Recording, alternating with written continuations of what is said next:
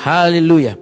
Baik saudara-saudara, seperti yang saya sudah sampaikan, saya akan menyampaikan firman Tuhan tentang pertumbuhan iman. Dan kini bagian yang kedua. Bagian yang pertama minggu lalu tentang disiplin rohani, saudara-saudara ya. Jadi kalau bicara apa yang saya mau sampaikan selama 4 minggu berturut-turut dari minggu yang kemarin, tentang pertumbuhan iman, ya kan, tentang dewasa rohani. Saya percaya Bapak Ibu, Tuhan mau, Tuhan kepengen semua kita bertumbuh dalam iman, kita semakin dewasa rohani gitu ya. Dan ayat 4 minggu ini yang kemarin, yang pertama bagian 1 disiplin rohani, dan hari ini perubahan hidup, kemudian minggu yang akan datang tentang peranan Roh Kudus, dan yang keempat tentang ketekunan dan komitmen Bapak Ibu ya. Haleluya, haleluya. Ayat pokok kita sudah baca di minggu yang kemarin, Kolose pasal 2 ayat 6 sampai 7 dan Ibrani 5 ayat 14. Itu ayat pokok kita selama 4 minggu ini, tapi nanti juga ada ayat-ayat yang lain ketika saya menyampaikan bagian per bagian tentang tema khotbah saya. Baik. Oke. Berarti hari ini perubahan hidup, saudara-saudara. Gitu ya. Setelah kita percaya Yesus, Tuhan juga tidak mau kita semua ini hidupnya begitu-begitu saja. Gitu ya. Imannya begitu-begitu saja, pikirannya begitu-begitu saja, tindak tanduknya, kelakuannya, karakternya begitu-begitu saja, gitu ya. Pokoknya Tuhan gak mau kita begitu-begitu saja, saudara-saudara, gitu. Dari dulu pokoknya cuma tahu tentang Tuhan baik, tapi tidak mengenal tentang Tuhan yang lainnya gitu. Maksudnya sifat-sifat Tuhan lainnya, saudara-saudara. Bahkan ada orang yang mungkin cenderung menurun, gitu ya. Cenderung menurun, saudara-saudara. Dulu rajin, sekarang malah justru menurun. Dulu mungkin berubah waktu percaya Yesus. Ada orang yang cepat sekali dia berubah, cepat sekali dia bertumbuh. Tapi setelah seiring dengan waktu, justru perubahan hidupnya itu menurun, Bapak Ibu. Gitu. Ada banyak juga yang seperti itu, menurun. Bahkan ada orang mungkin setelah percaya Tuhan, karena mungkin dia lahir sudah Kristen, saudara-saudara. Dia lahir Kristen, dia sekolah minggu, dia ibadah remaja dulu, ibadah pemuda, kalau ada gitu yang begitu ya. Tapi begitu-begitu aja, saudara-saudara. Begitu-begitu terus gaya hidupnya, model hidupnya. Pokoknya begitu-begitu saja, Bapak Ibu. Tidak ada perubahan-perubahannya. Ingat, kekristenan itu, saudara-saudara, Bapak Ibu diberkati oleh Tuhan. Kekristenan itu bicara perubahan hidup juga, Bapak Ibu. Kalau kita tidak berubah, saudara-saudara, agak sulit. Amin, Bapak Ibu. Nah, ini bicara tentang perubahan hidup. Kita baca dulu ayatnya, Bapak Ibu ya. Saya baca dalam Roma 12 ayat 2, Bapak Ibu. Selain ayat pokok kita baca dulu Roma 12 ayat yang kedua, saudara-saudara. Firman Tuhan berkata, ya kan, Paulus berkata, janganlah kamu, kita ini, menjadi serupa dengan dunia ini. Gitu. Firman Tuhan, janganlah kamu menjadi serupa sama dengan dunia ini. Kata serupa itu bicara tampilan, saudara. Gitu. Kata serupa, Bapak Ibu, itu berarti tampilan. Tampilan saudara, Bapak Ibu. Tampilan saudara, gitu. Tampilan luarnya, Bapak Ibu. Tampilan luar, ini betul. Bahasa aslinya kata serupa itu bicara tampilan. Tampilan luar, Bapak Ibu. Hal-hal yang ada bisa orang lihat. Nanti firman Tuhan bilang, janganlah kamu menjadi serupa dengan dunia ini, tetapi berubahlah oleh pembaharuan budimu. Kata berubah dalam pembaharuan ini berubah yang dari dalam. Berubah yang di dalam.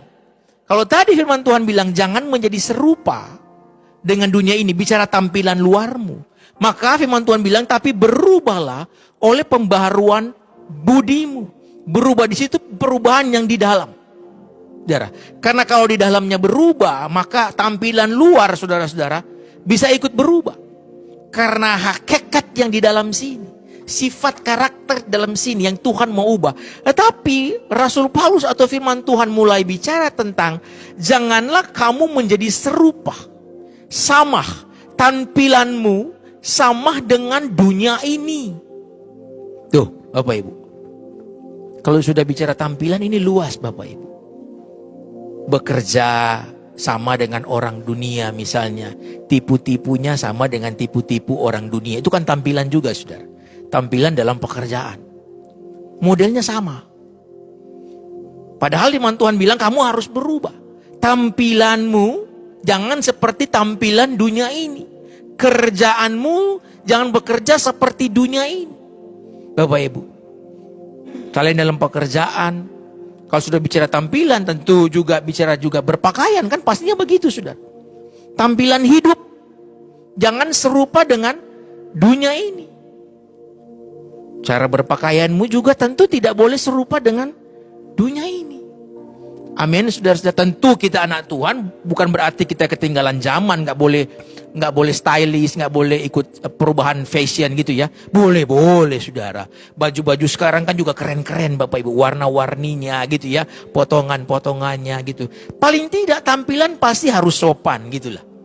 Kalau bicara kriterianya kan tampilannya harus sopan, bersih, ya kan, sedap dipandang, Bapak Ibu. Itu kan bicara tampilan, Bapak Ibu. Kita mengikuti trendy gitu, orang bilang tren hari ini trendy banget gitu pakaian kita. Nggak ada masalah, Bapak Ibu punya uang mau beli baju yang trendy gitu, yang mantap gitu, yang enak kelihatannya mantap. Tapi yang penting harus sopan, betul? Jangan mengumbar paha kiri kanan, saudara-saudara. Ini harus saya ngomong, karena tampilan dunia dengan tampilan kita harus berbeda. Oleh Ibu, saya langsung terus terang aja gitu kan. Jangan mengumbar banyak macam-macam, Bapak Ibu. Ke mall macam-macam, paha kiri kanan, Bapak Ibu. Baju tipis-tipis begitu. Tampilannya jadi sama. Nanti kalau orang tanya, lah dia kan bukannya pelayan Tuhan di gereja gitu. Kira-kira begitu sudah.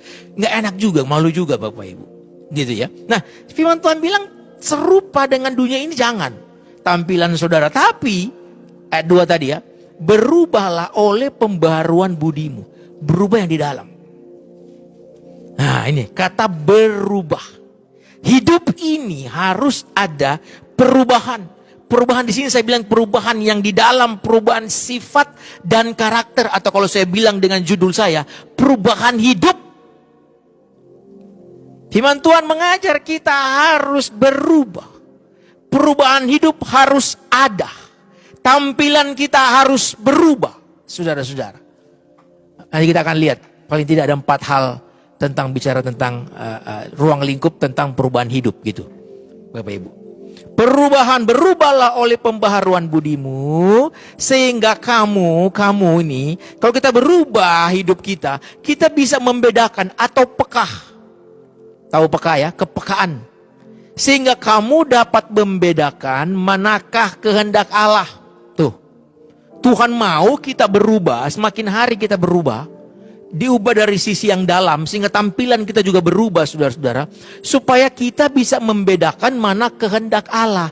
Apa yang baik, apa yang berkenan kepada Allah, dan yang apa? Sempurna. Itu kehendak Allah. Yang baik, yang berkenan, dan yang apa? Sempurna. 3 hal ini. Coba tanyakan kepada dirimu misalnya. Contoh tadi yang paling sederhana. Yang paling gampang. Tadi saya bilang berpakaian misalnya. Apakah pakaianmu Tuhan berkenan apa tidak? Itu kira-kira. Coba saudara-saudara. Kira-kira menurut saudara, ini kan membedakan mana kehendak Allah toh. Tadi apa yang baik, apa yang berkenan dan sempurna. Kalau saudara misalnya bekerja, tadi pakaian misalnya. Tuhan baik nggak sih ini depan Tuhan? Pakaian saya memuliakan nama Tuhan nggak? Tuhan berkenan nggak gitu? Ketika saudara mungkin bekerja juga misalnya. Tuhan berkenan nggak sih dengan pekerjaan saya? Baik nggak sih pekerjaan saya? Tuhan senang nggak sih dengan pekerjaan saya ini, saudara-saudara? Dan ada jenis-jenis pekerjaan yang memang tidak boleh kita lakukan, saudara-saudara. Yang tidak boleh kita lakukan, jenis-jenis pekerjaan, Bapak Ibu. Kadang-kala bertentangan dengan iman dan hati nurani. Jenis-jenis pekerjaan, misalnya, saya juga tidak, Bapak Ibu, tidak menghakimi, tapi misalnya, ada orang pekerjaannya mencampur berbagai jenis minuman keras, Bapak Ibu, di bar misalnya. Berbagai jenis minuman keras, saya bilang ya, bukan jus. Kalau mencampur jus pakai lemon sih mungkin bisa-bisa aja, tapi mencampur berbagai jenis minuman keras. Tanya, Tuhan senang nggak sih dengan pekerjaan ini? Itu misalnya. Tuhan berkenan nggak sih? Tuhan, ini pekerjaan baik nggak sih dengan iman saya? Nah itu contoh saudara. Berubah. Hidup kita harus berubah. Harus tanya kepada dirimu. Apakah pikiran saya ini baik? Apakah Tuhan berkenan dengan pikiran saya? Apakah perkataan saya ini baik? Apakah Tuhan berkenan dengan perkataan saya? Apakah tingkah laku saya baik? Apakah Tuhan berkenan dengan tingkah laku saya? Nah, kalau kita rasa kayaknya Tuhan gak berkenan nih, itu diubah. Dan memang harus saya katakan, yang namanya perubahan hidup, itu proses seumur hidup juga, saudara-saudara. Saya selalu bilang ya, jangan terintimidasi dan jangan juga merasa diri bersalah terus. Kalau saudara belum dalam proses perubahan, lalu ada kesalahan-kesalahan yang muncul lagi, ada kata-kata yang kadang-kala keceplosan kita omong, namanya kita manusia saudara ya. Bapak Ibu, ada pikiran-pikiran yang aduh, kok kepikiran sih gitu. Aduh, kok saya keceplosan tadi ngomong gak boleh begitu. Nah, yang penting kita sadar, itu aja saudara-saudara. Amin Bapak Ibu. Nah, Tuhan mau saudara berubah. Betul? Tuhan mau saudara berubah. Harus ada perubahan hidup. Oke, Kolose 3, 9-10. Kitab Kolose pasal yang ketiga ayat 9-10 berkata begini. Jangan lagi kamu saling mendustai, karena kamu telah menanggalkan manusia lama. Nih, manusia lama serta kelakuan. Haleluya. Kamu telah menanggalkan manusia lama. Apa yang ditanggalkan di manusia lama? Kelakuan. Kelakuan saudara, tingkah laku, perbuatan kita, tampilan kita, itu kita sudah tinggalkan saudara-saudara. Manusia lama sudah kita tanggalkan itu. Makanya kita harus berubah. Ayat 10 bilang, kamu telah menanggalkan manusia lama serta kelakuannya. Ayat 10. Dan telah mengenakan manusia baru yang terus menerus diperbaharui, terus menerus harus diubah. Ada perubahan hidupnya saudara. Untuk memperoleh pengetahuan yang benar Bapak Ibu, supaya kita bertumbuh dalam iman. Karena bertambah pengetahuan kita, bertambah kedekatan kita dengan Tuhan, bertambah dewasa kita dengan rohani Bapak Ibu, bertambah dewasa rohani menurut gambar Khaliknya. Memperoleh pengetahuan yang benar menurut gambar Khaliknya, menurut gambar yang menciptakan kita. Siapa? Tuhan. Jadi kita memperoleh pengetahuan yang benar seturut dengan gambar teladan Yesus Tuhan. Itu gambar Khalik kita, pencipta kita. Bapak Ibu, berubah kita itu berubah bukan menurut contoh manusia, tapi berubahnya kita itu menurut teladannya Yesus.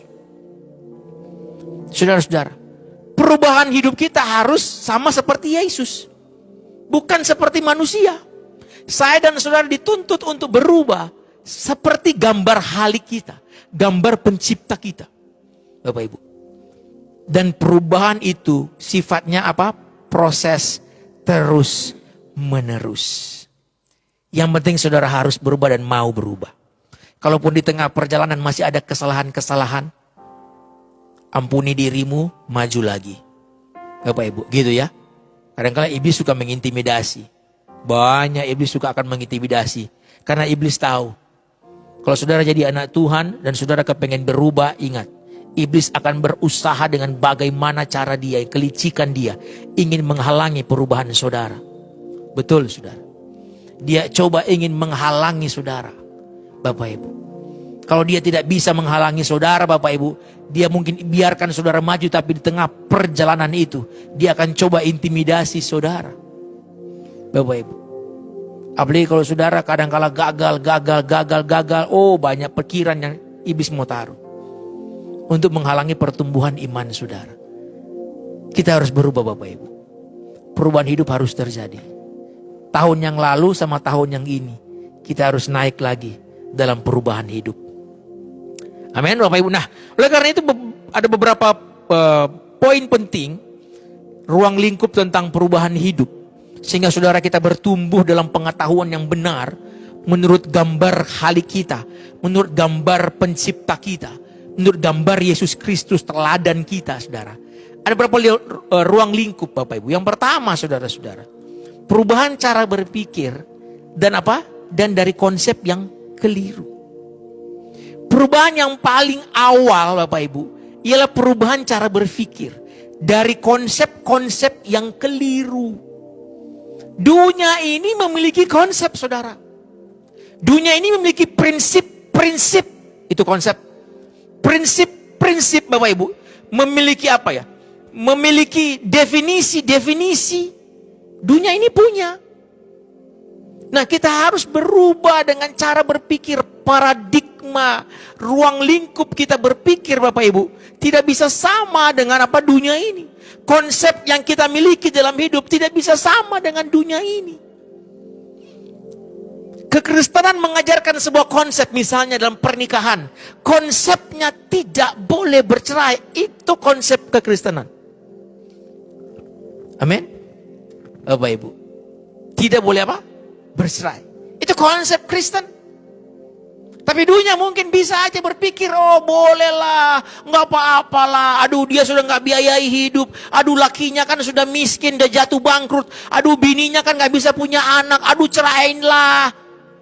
Itu dunia. Ini bercontoh sederhana, saudara. Ini konsep-konsep cara berpikir, Bapak Ibu. Dunia bisa mengajarkan, kalau lakinya itu kan udah miskin, Pak. Udah PHK, lakinya udah berselingkuh, Pak. Masa nggak boleh bininya minta cerai? Betul nggak, saudara?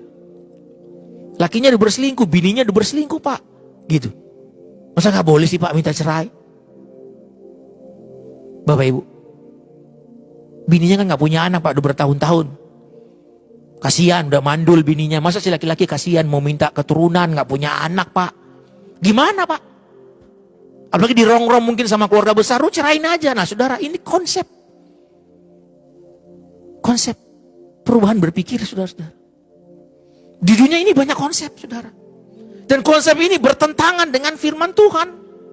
Yang harus pertama kita berubah adalah apa? Cara berpikir, Bapak Ibu. Saudara adalah anak Tuhan.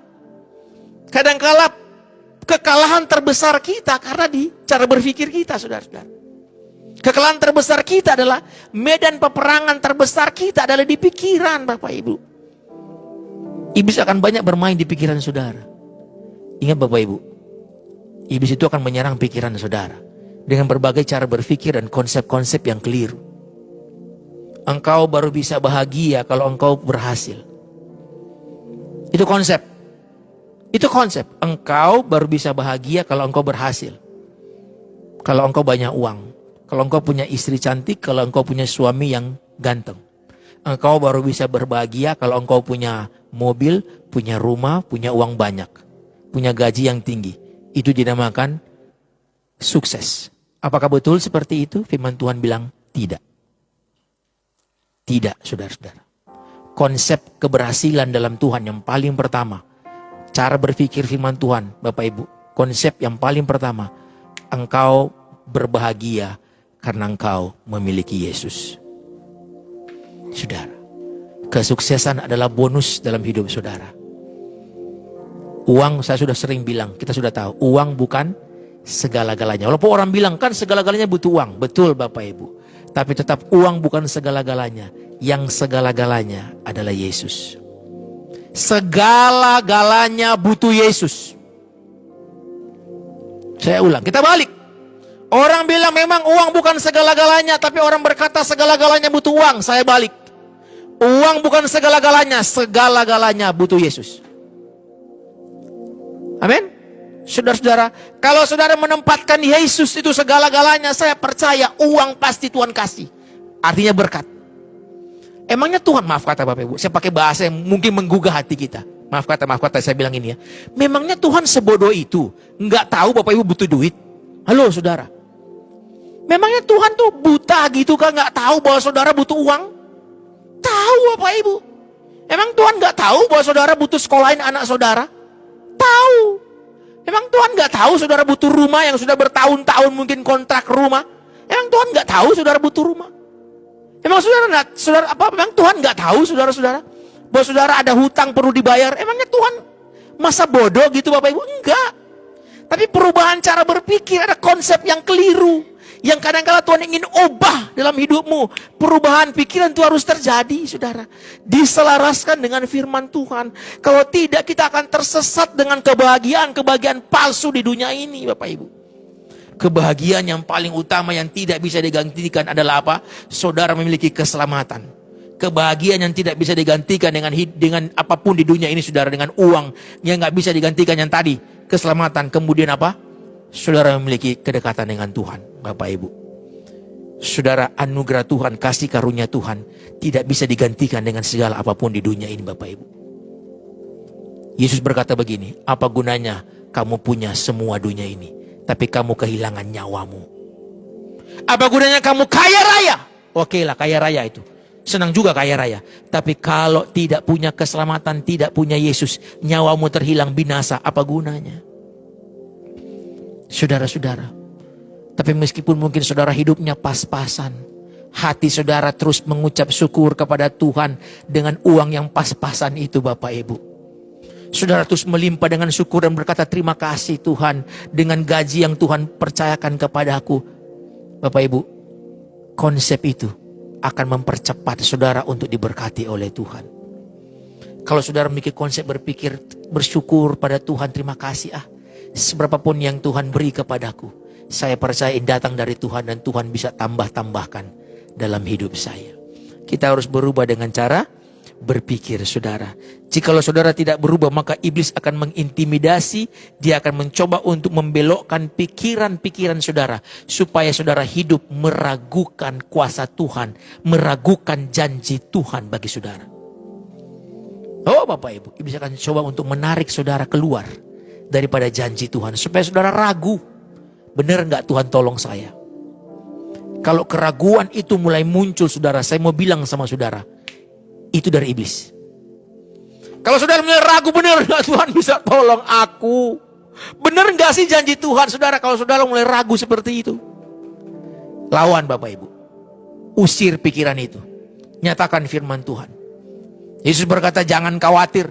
Yesus bilang jangan khawatir, jangan khawatir, jangan takut, jangan takut. Betul? Yesus selalu ngomong itu. Tapi pikiran kita, iblis selalu mau ngomong, ragulah, nggak mungkin lah. Selalu begitu. Dia bermain dengan perasaan-perasaan saudara, pikiran-pikiran Bapak Ibu, pikiran ketakutan, perasaan bimbang, perasaan ragu. Itu modal iblis. Tapi modal saudara perkataan Yesus. Saya ulang, modal saudara itu perkataan Tuhan, yaitu firman Tuhan. Tuhan selalu berkata jangan takut, jangan bimbang, jangan khawatir. Serahkan segala kekhawatiranmu kepada Tuhan. Itu firman Tuhan selalu bentuknya menggugah hati dan iman saudara-saudara. Amin, Bapak Ibu. Coba kita lihat dulu ya. Ini bagian pertama kan, perubahan pikiran. Kita lihat dulu ya. Efesus. Iya, Efesus pasal 4. Kita baca di rumah ya Bapak Ibu. Saya tidak taruh di layar. Bapak Ibu buka Alkitab di rumah. Efesus 4 ayat 22. Efesus 4 ayat 22 sampai 24 ya lah ya. Efesus 4 ayat 22 sampai 24. Iman Tuhan berkata begini. Kitab Efesus pasal yang keempat ayat 22 sampai 24, yaitu bahwa kamu berhubung dengan kehidupan kamu yang dahulu, yang kemarin, yang belum berubah itu, ya kan? Harus menanggalkan manusia lama yang menemui kebinasaannya oleh nafsunya yang apa? Menyesatkan. Ayat 23. Supaya, perhatikan, supaya kamu dibaharui di dalam roh dan di mana? Dan pikiranmu. Tuh. Kita dibaharui juga dalam roh kita, tapi juga dalam pikiran. Bapak Ibu. Dan mengenakan manusia baru ada 24 yang telah diciptakan menurut kehendak Allah dalam kebenaran dan kekudusan yang sesungguhnya. Tuhan kepingin, Tuhan mau kita diubah, dibaharui dalam roh, termasuk dalam pikiran saudara. Bapak Ibu, pikiranmu harus diubah. Konsep-konsep yang keliru dalam hidup ini harus diubah, saudara-saudara. Saudara bisa berbahagia kok, saudara, walaupun saudara nggak kaya raya. Saudara bisa berbahagia kok, walaupun mungkin saudara masih naik motor, masih jalan kaki. Saudara masih bisa bahagia. Saudara bisa bergembira kok, Bapak Ibu, walaupun mungkin tunjangan saudara di kantor belum turun, Bapak Ibu. Saudara bisa berbahagia kok, Bapak Ibu, dengan uang gaji yang Tuhan berikan. Saudara masih bisa berbahagia. Jangan tertipu dengan konsep keliru. Kalau saudara, kalau saya bahagia kalau saya sudah kaya Pak. Saya bahagia kalau saya sudah sudah berhasil besar-besar, saya dapat proyek besar. Saya bisa bahagia Bapak kalau masalah saya hilang semuanya, beres semuanya. Enggak, saudara-saudara. Dalam Tuhan konsep berbahagianya Bapak Ibu. Dan saya sudah ngomong dari kemarin-kemarin, saudara bisa menciptakan juga kebahagiaan itu. Karena saudara anak Tuhan. Meskipun saudara hidupnya pas-pasan, saudara bisa bahagia. Karena Tuhan, saudara-saudara. Karena berkat Tuhan yang Tuhan berikan kepada saudara. Saudara bisa berbahagia karena saudara sehat. Tuhan kasih kesehatan. Tuhan kasih keutuhan dalam rumah tangga. Saudara masih banyak hal yang saudara bisa bahagiakan. Rumah tangga, anak-anak sehat, semua masih terbiayai dengan baik. Bapak Ibu, coba lihat yang lain yang belum seberuntung saudara. Perhatikan, orang-orang lain yang mungkin belum seberuntung saudara. Saudara yang masih punya rumah untuk tempat berteduh. Walaupun rumah saudara sudah bilang, aduh Pak, cuma kecil. Tapi saudara punya tempat berteduh ketika hujan dan panas. Bapak Ibu yang masih ada kendaraan motor, saudara masih bersyukur. Yang lain jalan kaki berkilo-kilo, saudara-saudara. Ada anak-anak jalan kaki berkilo-kilo untuk ke sekolah. Anak-anak saudara masih bisa naik motor, sekolahnya dekat, kebayar lagi. Punya seragam yang bersih setiap hari untuk ke sekolah. Saudara masih bisa berbahagia. Konsep saudara harus diubah, saudara. Pikiran saudara harus diubah dari konsep-konsep yang keliru. Amin, Bapak Ibu. Haleluya.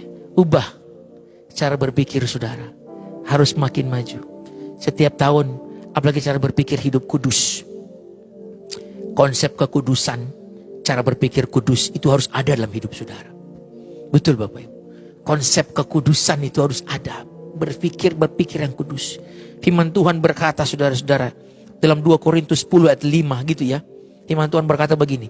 2 Korintus 10 ayat 5. Bapak Ibu, kalau Bapak Ibu mau baca silakan, saya akan bacakan gitu ya. 2 Korintus 10 ayat 5. Kami mematahkan, kata Paulus, setiap siasat orang dan merubuhkan setiap kubu yang dibangun oleh keangkuhan manusia untuk menentang pengenalan akan Allah. Kami apa? Menawan segala pikiran dan menaklukkannya kepada Kristus. Tawan segala pikiran dan menaklukkan kepada Kristus. Kadang-kala kita ini tergoda untuk mengelola pikiran-pikiran negatif. Tapi saudara harus menaklukkan pikiran itu dalam nama Yesus. Saya tidak mau berpikiran negatif. Saya mau taklukkan di bawah kaki Kristus. Ini pikiran intimidasi setan ini. Saya taklukkan dalam nama Yesus, saudara-saudara.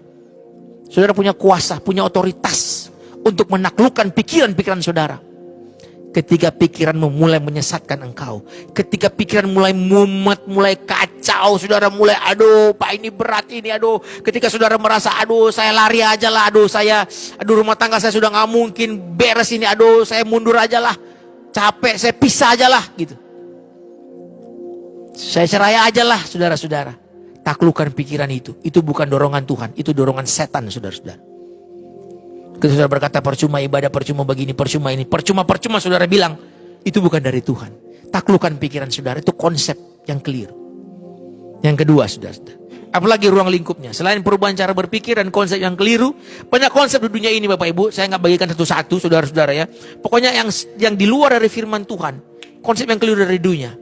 Saudara harus tengking. Saudara harus tepis. Gitu ya. Ditepis, bukan dari Tuhan ini. Gitu ya. Amin saudara-saudara. Yang kedua. Apalagi ruang lingkupnya. Tetapkan prioritas. Kalau ingin perubahan hidup Bapak Ibu. Kalau saudara ingin lihat perubahan hidup. Mulai tetapkan prioritas dan apa? Tujuan hidup. Saudara-saudara. Tetapkan prioritas dan tujuan hidup saudara. Saudara harus buat standar dalam hidup saudara. Ada standarnya. Tadi kan saya bilang, hidup ini gak bisa begini-begini terus Bapak Ibu. Harus buat standarnya. Tempatkan saudara punya standar hidup gitu ya. Prioritas hidup harus ada Bapak Ibu. Gitu. Misalnya seorang anak muda misalnya yang sekolah. Kalau ingin berhasil, anak yang baru lulus, misalnya baru lulus perguruan tinggi. Kan kepengen bekerja dan berhasil. Harus tetapkan prioritas. Prioritas itu akan membuat standar saudara-saudara. Kalau kita ingin berhasil, itu tujuan kita, maka standar akan berubah. Ketika saudara bekerja, saudara kan tidak kepengen standar pekerjaan saudara biasa-biasa aja bukan? Saudara harus dorong, harus push diri saudara untuk melakukan lebih. Bapak Ibu. Punya prioritas.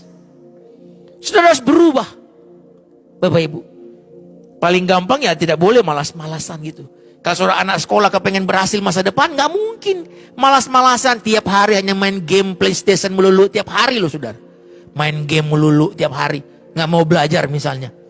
Ini kan standar prioritas Bapak Ibu. Dalam kehidupan sama. Contoh tahun ini, kita mau tetapkan standar atau tujuan kita tahun ini kan pertumbuhan iman, betul nggak? Tujuan kita tahun ini kita bertumbuh iman. Berarti kan ada prioritas-prioritas yang harus kita buat. Ada standarnya, betul nggak saudara? Langkah paling awal kan prioritas misalnya. Kalau saya ingin bertumbuh secara iman misalnya. Saya mau baca firman Tuhan lebih lagi dah. Saya mau ikut doa pagi misalnya. Kan doa pagi di saya, Bapak Ibu. Saya mau bangun pagi, saya mau ikut doa pagi dulu deh sebelum saya bekerja misalnya. Itu kan menetapkan standar. Ada prioritas saudara, karena saudara punya tujuan hidup. Tujuan kita tahun ini bertumbuh iman. Nah, bagaimana supaya saudara bertumbuh iman? Tentu ada standar yang saudara harus penuhi. Ada prioritas yang harus saudara penuhi. Tadi saya bilang tuh, saya mau bangun pagi deh, saya mau ikut doa pagi misalnya, blessing at morning, setiap Senin sampai Jumat. Itu kan saudara harus lakukan. Bagaimana bertumbuh iman? Tapi misalnya hal-hal rohani, disiplin rohani saudara tidak mau kerjakan. Kan begitu bahasanya. Dalam setiap aspek ada prioritas yang harus saudara pilih untuk saudara lakukan. Standar hidup pun berubah saudara-saudara. Nggak bisa malas-malasan, nggak bisa egois, nggak bisa nggak membutuhkan orang Bapak Ibu. Di dunia pekerjaan aja kita kadang-kala bekerja dengan tim. Kita perlu melepaskan keegoisan kita saudara-saudara. Nggak boleh merasa hebat, merasa sok paling pintar, paling jago Bapak Ibu. Karena tidak ada orang yang terlalu hebat di dunia ini sehingga tidak butuh orang lain. Saudara harus mengakui prioritas saudara harus berubah, standar saudara harus berubah. Banyak pelatihan-pelatihan, diklat-diklat di dunia ini. Bapak Ibu. Gitu ya, banyak pelatihan-pelatihannya. Menetapkan tujuan-tujuan dalam hidup. Ketika saudara menikah, pasti tujuan hidup saudara juga kepengen bahagia dengan pernikahan saudara. Betul? Itu kan tujuan kita. Ketika kita menikah, kita kepengen bahagia dengan rumah tangga kita. Betul? Berarti kan ada prioritas, ada standar. Kalau dulu kita hidup sendiri, sekarang kita sudah punya istri, tentu standar kita berubah. Prioritas kita berubah, bukan hanya untuk saya sendiri, tapi juga untuk istri dan anak-anak. Betul nggak Bapak Ibu? Sebagai suami standar berubah, sebagai istri prioritas kita juga berubah. Harus tetapkan prioritas dan tujuan supaya kita juga ada perubahan-perubahan hidupnya, saudara. Harus belajar lebih banyak lagi Bapak Ibu. Hidup ini harus memiliki tujuan. Kita harus lebih rajin lagi, kita harus lebih lebih bekerja keras lagi supaya tidak begini-begini aja. Kalau saudara mau berhasil, saudara tidak bisa hanya begitu-begitu aja Bapak Ibu. Harus buat prioritas. Mungkin ke kantor lebih awal, mungkin saja saudara. Betul Bapak Ibu? Lebih rajin, lebih smart gitu ya, lebih berhikmat, minta sama Tuhan. Tampilan kita juga istilah kata, ya tampilan orang kantoran gitu ya Bapak Ibu. Tampilan yang bagus gitu ya Bapak Ibu. Kita juga mungkin lebih banyak membaca, pengetahuan-pengetahuan kita bertambah. Kan banyak hal bisa kita lakukan. Kalau saudara nggak tahu di sebuah sisi ya kita belajar, baca bukunya atau apalah Bapak Ibu. Searching di internet, Google, banyak semua pengetahuan. Itu kan merubah cara berpikir kita. Amin saudara-saudara. Seperti kita hari ini misalnya, seperti saya contoh. Kita malah mengenal dulu siaran-siaran seperti ini Bapak Ibu. Siaran online. Betul nggak saudara-saudara? Tapi ketika kita mau siaran online, saya harus mulai mengetahui apa ruang lingkup siaran online Bapak Ibu. Emangnya mudah? Dulu kita tidak punya pengetahuan itu. Tapi kita harus cari, kita search, kita belajar, tanya orang, tanya ini. Lebih maju lagi saudara-saudara. Betul nggak Bapak Ibu? Lebih maju lagi. Kita coba cari aplikasi-aplikasi yang mungkin lebih mudah digunakan. Bagaimana caranya untuk siaran langsung live streaming seperti ini saudara-saudara. Kita harus baca, belajar, beli alatnya. Alatnya kita harus kuasai bagaimana cara penggunaan alat. Dulu mana kita tahu yang begini-begini, tapi kita punya tujuan. Tujuan kita, saya ya gitu ya. Tujuan saya untuk melayani Tuhan dan melayani umat Tuhan. Berarti ada prioritas yang harus saya buat. Ada standar yang harus saya lakukan Bapak Ibu. Makanya saya buat doa pagi. Saya tambah doa malam, blessing morning. Saya buat doa puasa. Juga ibadah hari Minggu nanti kalau kita sudah ibadah di tempat on-site gitu ya. Nanti akan saya tambahkan program lagi, sudah ada kepikiran di kepala saya saudara. Ada program-program untuk pelayanan. Paling tidak saya bisa melayani Tuhan. Dan saya juga bisa melayani saudara-saudara untuk bertumbuh dalam iman. Itu prioritas saya saudara-saudara. Tujuan hidup saya melayani Tuhan kan saudara. Ada sesuatu yang saya buat. Saya gak bisa malas-malasan saudara-saudara. Walaupun saya butuh refreshing, pastilah. Saya butuh refreshing. Tapi kan tunggu waktu refreshingnya, jangan bersamaan gitu. Dengan mau ibadah kita refreshing, jangan kan begitu Bapak Ibu.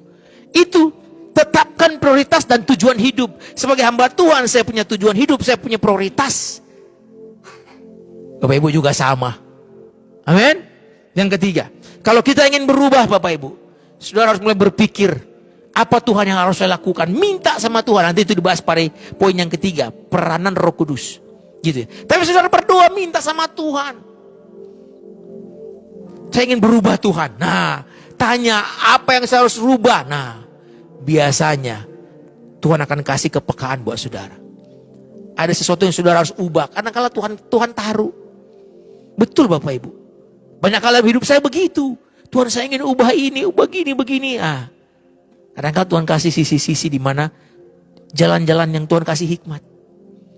Bapak Ibu. Makanya saudara juga harus disiplin rohani, yang poin pertama di minggu kemarin. Harus punya juga disiplin rohani. Harus berhubungan juga dengan Tuhan. Walaupun saudara mungkin tidak dalam sikap doa berlutut, tapi hati saudara, walaupun sedang di mobil, di mana, harus bertanya. Connect dengan Tuhan. Supaya Tuhan kasih ide-idenya. Kadang-kadang kalau saya sudah habis ide, saya melakukan sesuatu, saya tanya Tuhan. Tuhan, kasih ide dong, kasih hikmat dong. Bagaimana caranya memecahkan masalah ini? Betul Bapak Ibu. Dan sebentar lagi, jujur saya bersaksi, kadang-kadang saya kasih hikmat. Karena apa? Kita bertanya kepada yang punya hikmat. Tetapkan prioritas Bapak Ibu. Yang ketiga, apa ruang lingkupnya lagi? Perubahan hidup. Nah, perubahan sikap dan tingkah laku. Bapak Ibu. Kalau tadi perubahan pikiran, kemudian tetapkan prioritas dan tujuan hidup. Yang ketiga ini, perubahan sikap, tingkah laku, perubahan karakter. Saudara-saudara, ini yang paling kalau boleh bilang ya, ini kan yang kelihatan kan. Kalau pikiran kan gak kelihatan, tapi sikap tingkah laku ini yang paling kelihatan, yang orang lihat. Apa Ibu? Dan jujur, ini butuh banyak sekali waktu, butuh banyak pengorbanan, butuh banyak menanggalkan keegoisan, saudara. Betul. Ini butuh banyak sekali kita mau Bapak Ibu. Kadang-kala kita ya hatinya keras gitu ya. Aduh, gak mau ditegur Bapak Ibu, gak mau dinasihati. Kadang-kala kalau orang nasihati kita, kadang-kala kita masih pasang benteng gitu ya. Pasang benteng-benteng di hati, gak mau, seolah-olah gak mau terima gitu ya. Tapi lama-kelamaan, walaupun mungkin kita gak mau terima pada awalnya, tapi ketika kita berpikir, betul juga itu nasihat itu. Betul juga itu teguran. Itu bagus, saudara. Jangan sampai kita mengeraskan hati. Karena namanya perubahan sikap tingkah laku, itu butuh kelembutan hati Bapak Ibu. Bukan butuh kekerasan kepala. Kita semua ini kepala batu, saudara. Hatinya keras. Rata-rata semua manusia gak mau ditegur. Gengsi dong, saudara-saudara. Betul. Tapi yang namanya perubahan sikap butuh kerendahan hati. Butuh hati yang lembut. Walaupun mungkin awal kita masih pasang benteng, tapi kita pikir-pikir, betul juga ya. Nasihat itu, teguran itu betul juga kayaknya. Jujur Bapak Ibu, kita harus banyak merelakan hati kita teriris-iris untuk perubahan sikap tingkah laku. Baik Tuhan pakai firman-Nya, Tuhan pakai orang lain, Tuhan pakai istri kita, Tuhan pakai suami kita untuk menegur kadangkala, untuk menasihati. Rasanya sakit, saudara, nggak enak. Tapi Tuhan kasih hikmat. Kalau itu betul, itu benar, nah kita harus berubah. Nah ini sisinya Bapak Ibu. Selain kita butuh kerendahan hati, kita butuh waktu. Proses perubahan sikap tingkah laku ini butuh waktu, saudara-saudara. Karena kita ini terjual di bawah kuasa dosa. Daging kita terbiasa, terlatih untuk melakukan dosa, saudara. Daging kita ini terlatih untuk menyimpang dari jalan Tuhan. Maka perubahan sikap tingkah laku ini untuk mengarahkan saudara kepada jalannya Tuhan. Kelakuan-kelakuan kita memang harus diubah, saudara. Kebiasaan, nih, bicara kebiasaan kan. Namanya perubahan sikap berarti perubahan kebiasaan-kebiasaan hidup, saudara-saudara. Apalagi kalau bicara kebiasaan-kebiasaan buruk. Pengendalian kata-kata itu kan kebiasaan. Gaya hidup berubah Bapak Ibu, itu juga kebiasaan. Saudara-saudara, kita mulai memperlakukan orang dengan cara menghormati dan menghargai orang. Bapak Ibu, itu perubahan sikap kita. Bapak Ibu, perubahan sikap. Perlakuan kita sama apa itu? Kalau di rumah itu ada asisten rumah tangga, Bapak Ibu yang punya uang lebih lalu punya asisten rumah tangga, kan kita nggak bisa berlaku semena-mena juga kan kepada asisten rumah tangga kita. Mentang-mentang kita bayar dia, kita gaji dia, mentang-mentang pendidikan kita lebih daripada dia, terus kita seenaknya kita maki-maki dia. Bapak Ibu, ya kan begitu. Ada orang memperlakukan asisten rumah tangganya dengan kejam, saudara-saudara, dimaki-maki. Bapak Ibu, nggak boleh. Kita harus berubah sikap dan tingkah laku, mulai menghormati dan menghargai orang.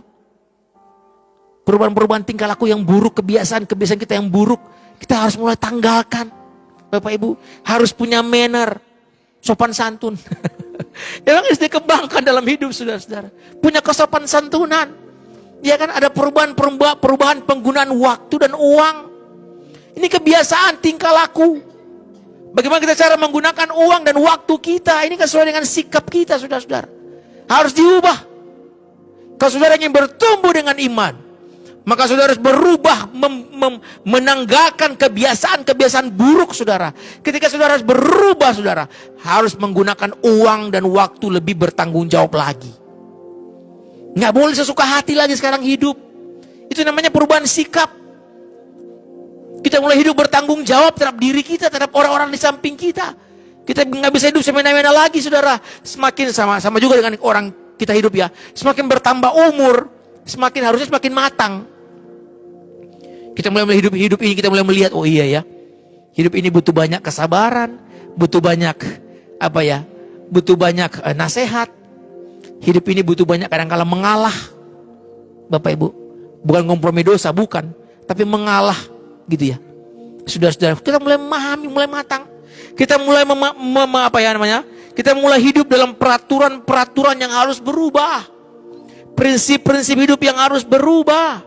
Gaya-gaya hidup yang harus berubah. Sikap-sikap yang lama harus diubah. Kalau dulu suka memaki, sekarang kita mulai berhenti, Bapak Ibu. Kalau dulu kita suka menggunakan mulut kita dengan tidak baik, sekarang kita mulai memahami bahwa mulut kita ini punya kuasa menjatuhkan atau membangun. Nah, tapi ini kan butuh waktu, Bapak Ibu. Kadang-kala kita suka terpleset dengan ucapan mulut, apalagi kalau sedang marah. Aduh, Bapak Ibu, betul nggak saudara-saudara? Apalagi sedang marah, sedang kesel. Ya, betul Bapak Ibu.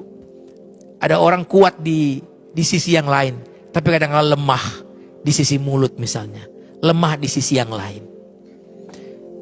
Tapi Tuhan tunjukkan itu, berarti kita lemah di sisi situ. Kita harus banyak berubah sikap tingkah laku kita. Kita harus banyak mulai melatih diri untuk menjaga mulut misalnya, menjaga mata misalnya, menjaga keinginan misalnya, menjaga uang misalnya.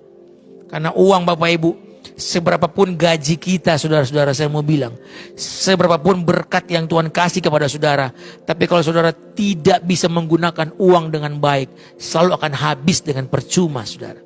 Betul. Mau duit gaji berapapun, saudara-saudara, tapi kalau penggunaan uangnya, sikap kita dalam menggunakan uang, tingkah laku kita dalam menggunakan uang juga tidak becus, saya mau bilang, kita akan banyak merana juga. Ada orang terlilit dengan hutang, padahal gajinya sudah lumayan. Kenapa?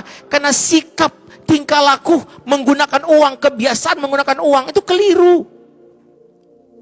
Ini harus berubah, Bapak Ibu. Ada prinsip-prinsip moralitas. Ini perubahan sikap kan? Ingat. Ada prinsip-prinsip moralitas juga berubah. Tentu berubah dengan firman Tuhan, Bapak Ibu. Berubah ke arah yang lebih baik. Kita harus memiliki moral dalam hidup. Dulu mungkin kita tidak memiliki moralitas yang baik, saudara-saudara. Apa aja kita mau sebutin, apa aja kita mau pakai, saudara. Sekarang kita ada standar moralitas, itu sikap, saudara. Tingkah laku kita ada punya moral. Bapak Ibu, harus terjaga moral kita. Saudara-saudara, tidak bisa seenaknya lagi. Amin. Saya ini hanya membagikan hal-hal sederhana, saudara-saudara. Hal-hal yang bisa kita capai lah Bapak Ibu. Poin-poin sederhana. Saudara harus berubah dalam sikap, tingkah laku. Suami-suami jujur aja Bapak Ibu ya. Memperlakukan istri, perubahan sikap. Istri-istri memperlakukan suami. Harus juga ada perubahan-perubahannya. Bapak Ibu. Dulu mungkin agak kasar. Sekarang mulai agak baik sama istri, sama suami. Kita juga berasa kok Bapak Ibu. Saudara-saudara yang sudah menikah gitu ya. Dulu sama suami juga harus berubah gitu Bapak Ibu. Harus lebih tunduk gitu ya. Suami juga harus lebih baik sama istri. Saudara-saudara, kita punya uang ya, kita bersama-sama menggunakan uang itu suami istri. Betul gak saudara-saudara? Sama-sama, kalau suami beli baju ya istri juga beli baju. Kan begitu, kira-kira contoh sederhana. Kalau suami makan ayam ya istri juga makan ayam, saudara-saudara. Gitu kan, itu contoh sederhana. Kita berubah sikap tingkah laku, ada tanggung jawabnya. Kalau suami beli sepatu ya istri juga mungkin beli sepatu. Kan begitu kira-kira saudara-saudara. Jangan beli sembunyi-sembunyi kan saudara-saudara. Ada perubahan sikap dan rumah tangga saling menghormati suami istri kan begitu Bapak Ibu. Tentu dengan cara Bapak Ibu sendiri kan. Kan gak bisa disamakan rumah tangga orang dengan rumah tangga A dan B. Gak bisa sama. Tapi masing-masing harus mulai mengembangkan sikap. Kebahagiaan keluarga itu tanggung jawab suami istri, bukan tanggung jawab sepihak, saudara-saudara.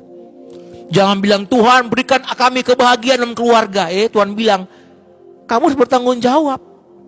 Aku berikan damainya, kata Tuhan. Aku berikan berkatnya, kata Tuhan. Aku berikan pengampunan, kata Tuhan. Aku berikan perkenanan, kata Tuhan atas rumah tanggamu. Tapi yang namanya bangun rumah tangga itu karena kerja keras suami istri. Tanggung jawab berdua. Amin. Tuhan kasih berbagai macam hal, tapi kita hanya ini. Perubahan sikap. Tahun ini, kalau kita ingin bertumbuh dalam iman, jujur Bapak Ibu, kita harus banyak bertanya kepada Tuhan juga. Tuhan, sikap-sikap apa yang harus saya ubah? Atau kalaupun saudara sudah mengetahui sikap-sikap mudah marah, emosi saudara mudah meluap-luap gitu ya. Saudara mudah terombang-ambing perasaan saudara. Saudara mungkin mulai terbiasa asumsi-asumsi negatif saudara. Sikap saudara kadangkala tidak baik gitu ya Bapak Ibu. Tidak memperhatikan waktu kadangkala gitu ya. Mana waktu bekerja, mana waktu bermain saudara-saudara. Mana waktu untuk melakukan tugas-tugas saudara. Kita harus punya tingkah laku, manner, kesopan santunan. Amin saudara-saudara. Kesopan santunan. Sampai yang keempat Bapak Ibu. Yang keempat, yang terakhir. Nih, ruang lingkup perubahan hidup. Perubahan lingkungan pergaulan. Gitu, yang keempat. Kalau saudara juga kepengen ada perubahan hidup, maka yang keempat ini juga harus penting. Saudara harus bertumbuh dengan iman. Ya kan, perubahan hidup kan tujuannya untuk bertumbuh dalam iman. Maka harus ada juga perubahan lingkungan pergaulan. Kita bisa, oke lah dalam tanda petik ya, kita bisa ketemu dengan siapa saja. Kita bisa say hello dengan siapa saja. Kita bisa mungkin juga berteman, ya sekedar makan-makan, ya kan, minum-minum kopi dengan siapa saja. Tapi untuk teman sepergaulan kita harus pilih. Kita bisa apa ya, berteman, oke lah berteman dengan siapa saja. Tapi untuk bergaul tidak bisa dengan siapa saja. Amin. Teman sepergaulan kita kan nggak bisa dengan siapa saja, saudara. Kita harus memilih-milih, Bapak Ibu. Kalau kita ingin bertumbuh iman, ada perubahan hidup, tentu kita harus memilih teman pergaulan kita. Walaupun kita bisa berteman dalam tanda petik dengan siapa saja. Betul nggak Bapak Ibu? Tapi untuk bicara namanya lebih dalam lagi, teman pergaulan saudara, best friendnya saudara, harus orang yang membangun. Harus orang yang juga Bapak Ibu membuat saudara bertumbuh dalam iman. Harus Bapak Ibu. Karena lingkungan pergaulan ini begitu penting. Begitu pentingnya saudara-saudara. Ini lingkungan pergaulan. Kalau lingkungan pergaulan kita terbiasa dengan ada orang, maaf kata ya Bapak Ibu, tidak menghakimi, tapi mungkin ada orang mungkin ya, teman pergaulannya gitu ya, ada ibu-ibu, istri-istri ya, teman pergaulannya maaf kata, ya mungkin teman pergaulan juga istri-istri juga, tapi mungkin yang Suaminya udah kesana kemari ya, suaminya selingkuh kiri kanan, ada yang mungkin sudah cerai gitu ya. Terus kita hang out, bergaul, kita tanya nasihat sama dia. Ada ibu-ibu juga ya, kita tanya nasihat sama ibu-ibu yang rumah tangganya maaf kata hancur-hancuran misalnya. Terus kita berteman, bergaul, kita minta nasihat. Kira-kira nasihat apa yang mau diberikan kepada saudara? Yang kalau kita bilang, aduh ini rumah tangga saya lagi goyang nih. Kira-kira nasihat apa yang mau diberikan oleh teman sepergaulan yang juga maaf sekali gitu ya. Maaf sekali. Yang rumah tangganya juga sudah hancur-hancuran. Ada yang sudah mau cerai, ada yang suaminya juga lari kiri kanan. Dan jauh dari Tuhan. Lalu kita bergaul, hangout, mau tanya bagaimana supaya rumah tangga saya bisa berhasil. Saudara tidak akan mendapatkan nasihat yang baik Bapak Ibu. Karena mereka gak punya standar moral yang sama dengan saudara. Ini contoh aja Bapak Ibu. Minta maaf gitu ya. Contoh. Saudara tidak akan mendapatkan nasihat yang baik karena standar hidup, tujuan hidup, dan teladan hidup itu bukan Tuhan. Ya saudara boleh makan-makan lah, hangout, nggak bisa juga saudara punya teman baik, mungkin misalnya itu, nggak mungkin saudara langsung pisah begitu kan dengan teman baik saudara itu. Walaupun mungkin mereka latar belakangnya tidak baik gitu. Tentu ya kalau makan-makan, minum-minum boleh aja. Tapi yang namanya kalau untuk pertumbuhan iman, tempat saudara bertanya, bagaimana saudara minta nasihat harus kepada teman-teman yang hidupnya baik. Rumah tangganya baik saudara-saudara, dia dekat dengan Tuhan. Baru sudah jadikan tempat untuk hangout, bertanya, bergaul. Bapak Ibu, itu kan sangat mempengaruhi. Bapak Ibu, seorang teman yang baik, rumah tangganya juga baik, tentu rumah tangganya itu dipertahankan dengan baik. Tentu akan menasihati, dalam rumah tangga begitu, pasti ada tantangannya. Kami juga punya tantangan rumah tangga, tapi sabar, dekat dengan Tuhan, pasti Tuhan pulihkan. Nah itu. Kalau saudara bergaul dengan orang-orang yang mempunyai standar hidup moralitas yang bagus, yang baik saudara-saudara, saudara juga akan mendapatkan spirit semangat dari orang itu juga yang baik Bapak Ibu. Amin. Saudara-saudara, coba saudara bergaul dengan orang sedikit-sedikit mengeluh. Sedikit-sedikit mengeluh gitu ya. Sedikit-sedikit mengeluh, sedikit-sedikit macam-macam dia omongkan Bapak Ibu. Duduk dengan dia semenit 2 menit. Sakit kuping saudara-saudara. Sakit kuping. Karena standar moral kita itu sudah lain. Begitu Bapak Ibu. Coba aja saudara-saudara. Oleh karena itu Bapak Ibu, mari perubahan lingkungan, pergaulan. Teman kita bergaul memang harus dipilih-pilih. Harus Bapak Ibu. Pergaulan yang buruk merusakkan kebiasaan yang baik. Bayangkan itu. Kebiasaan baik rusak karena pergaulan yang apa? Yang buruk. Itu firman Tuhan kan? Pergaulan yang buruk merusakkan kebiasaan yang baik. Banyak orang hidupnya baik-baik saja. Tapi karena dia bergaul dengan orang yang tidak baik, saudara, lama-lama hidupnya jadi kacau.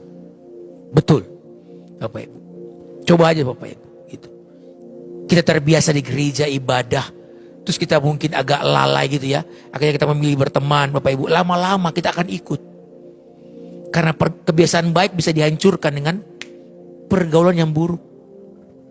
Ada rumah tangga bisa hancur gara-gara pergaulannya buruk.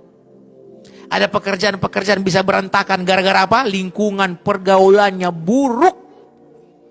Penting kita berubah. Ketika kita jadi anak Tuhan, maka kita harus memiliki lingkungan pergaulan yang baik Bapak Ibu. Yang membangun, ya kan, yang menasihati kita dengan firman Tuhan. Amin saudara-saudara. Nah, paling tidak 4 hal ini Bapak Ibu yang menjadi pedoman kita untuk perubahan-perubahan hidup. Gitu ya. Kita mulai berubah dengan cara berpikir Bapak Ibu. Ada konsep-konsep yang mulai harus berubah. Ya kan, kita harus mulai tetapkan prioritas dan tujuan hidup kita. Kita mulai perubahan sikap dan tingkah laku Bapak Ibu. Dan terakhir kita mulai apa? Kita mulai namanya perubahan lingkungan, pergaulan. Gitu ya. Saya percaya keempat hal ini menjadi berkat dalam kehidupan Bapak Ibu semua. Mari kita berubah dalam hidup. Kita harus ambil sikap dan pilihan. Saya mau berubah. Amin, saudara-saudara. Puji Tuhan. Tuhan Yesus memberkati. Haleluya. Amin. Puji Tuhan.